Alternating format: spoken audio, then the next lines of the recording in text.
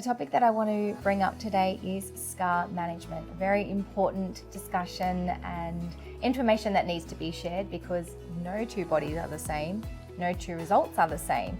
So how can we manage scars after surgery? Yeah, that's a very common question. The whole field of plastic surgery is based around getting the best possible scars.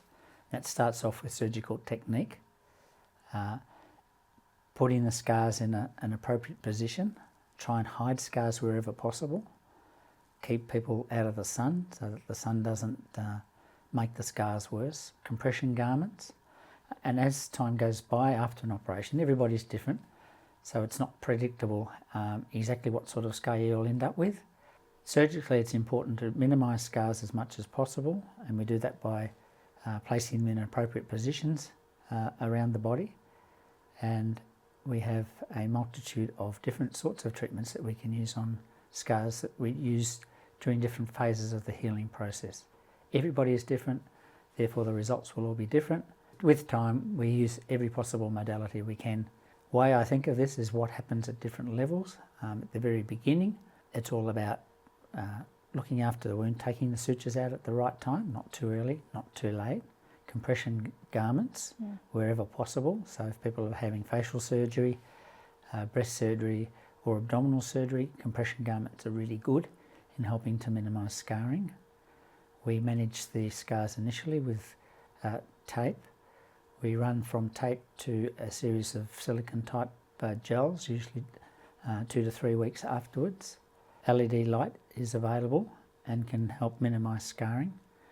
We then go from that to a variety of different sorts of lasers, usually about 3 months following the surgery. The lasers are important to improve vascular pigment and collagen production. During the process, if we find that some of the scars become raised, injections of cortisone into the scar is a good way to take the thickness of the scar down and to change the colour of the scar so that they become less prominent. So what I am hearing from you is it is a process. It's not going to be the surgery one day and healed the next.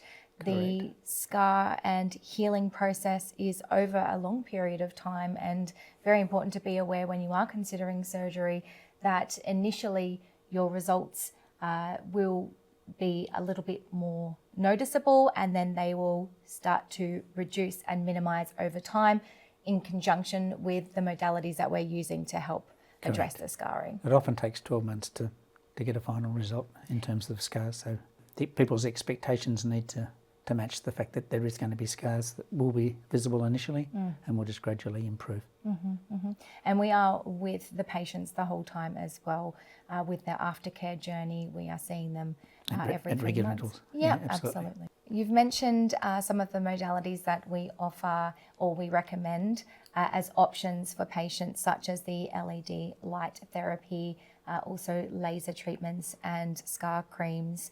But we also offer skin needling as well, which can help stimulate the collagen production and help break down the scar a little bit. So that's something else that we offer and that you recommend as well. Yeah.